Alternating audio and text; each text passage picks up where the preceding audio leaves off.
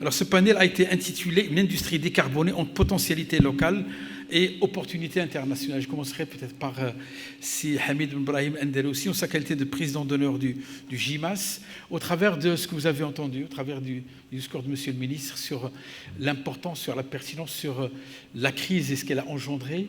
Le sujet de la décarbonation, comment vous le vivez déjà en tant qu'acteur au niveau du GIMAS, et quels sont les éclairages que vous pouvez nous apporter par rapport à cela? Bien, merci. Je voudrais remercier l'équipe de Maroc Industrie avec Saté Hicham pour l'organisation de cette rencontre qui met au cœur de nos préoccupations cette problématique de décarbonation. Et en tant que Marocain, en tant que quelqu'un inquiet de l'avenir de ses enfants et de son pays, au-delà de notre préoccupation de compétitivité, nous devons avoir une préoccupation de pérennité du pays, de notre espèce. Et nous devons avoir un souci de protéger notre pays, de protéger l'environnement, de protéger la planète. Et ce n'est pas une option, c'est une nécessité. Et de nos jours, il n'y a pas de projet de développement viable sans les deux dimensions, la finalité humaine et la transition écologique. Alors moi, je parlerai je suis un agriculteur, j'ai un sillon, je le creuse. C'est celui de l'aéronautique. Un élément de contexte, c'est que dans le monde, aujourd'hui, le transport aérien représente à peine 2,5%, j'espère que mon ami Saïd Moline ne me contredira pas, des émissions CO2 dans le monde. Les objectifs qui sont fixés à ce secteur par la communauté internationale, à l'horizon 2050, 1%. Pour un trafic qui connaît 4 à 5% de croissance chaque année. Si ce n'est pas de l'impossible, ça lui ressemble. Donc voilà à peu près le contexte général. Comme implication, une exigence de développement et d'innovation continue de moins 2% chaque année dans le domaine de tout ce qui est consommation énergétique.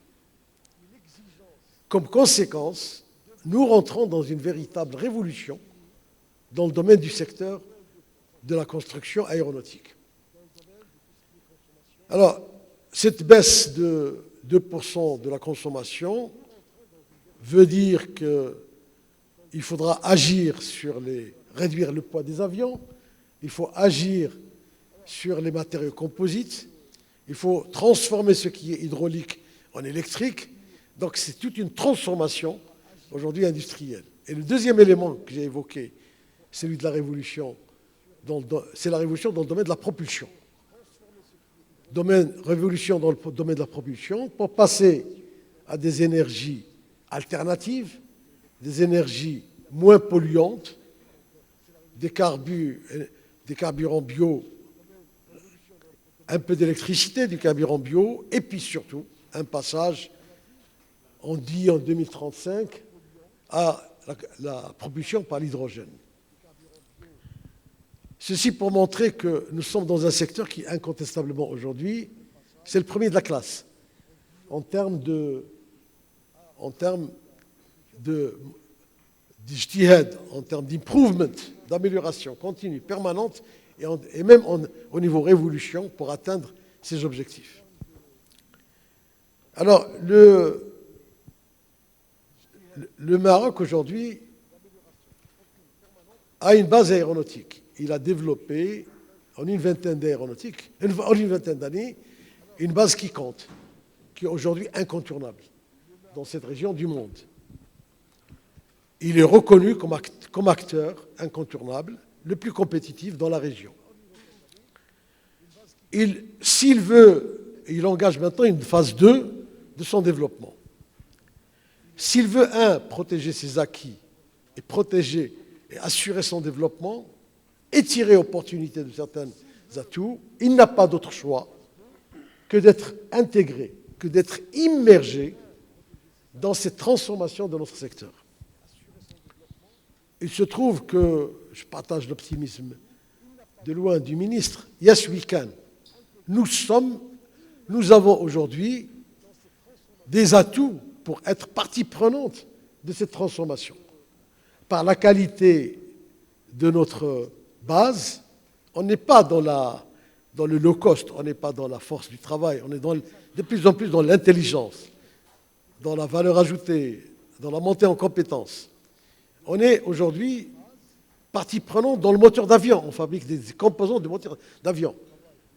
Aujourd'hui, il n'y a pas un avion qui vole ou il n'y a pas des pièces qui ont été faites au Maroc.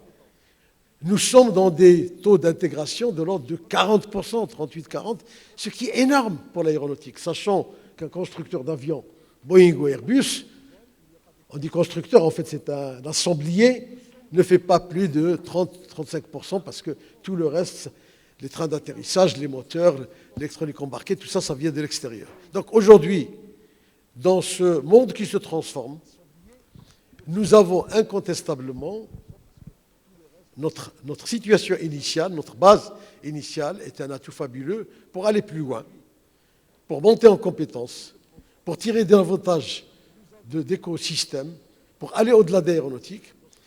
Et nous sommes en train de le faire en préparant les ressources, en préparant les talents. Hier encore, il a été signé un accord au niveau du ministère de l'Industrie et du ministère de l'Éducation nationale pour que le GIMAS, le groupement des industriels aéronautiques, prenne le pilotage de l'ISMALA, le deuxième centre de formation, et on aura aéronautique, et on aura la main sur l'intégralité de la cartographie des métiers de l'aéronautique. Nous sommes en train de monter des partenariats avec des universités, donc on a la capacité d'être partie prenante de cette transformation de l'aéronautique. Mais il y a, j'en ai pour encore 2 minutes et j'ai terminé, mais il y a 2 préalables et qui ne sont pas négociables. Le premier, c'est préalable, c'est décarboner notre industrie. Ce n'est pas une option. Ce n'est pas demain. Ce n'est pas de 2022 ou 2023. Ce n'est pas un problème de taxer ou de ne pas taxer. C'est qu'aujourd'hui déjà,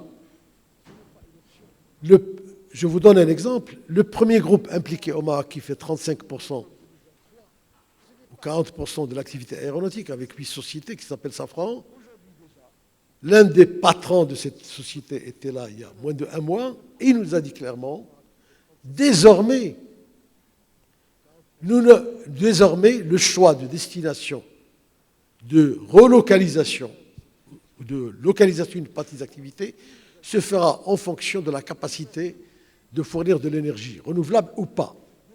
Ça veut dire que Safran dira, vous allez au Maroc à condition que vous ayez de l'énergie renouvelable, sinon vous n'y allez pas.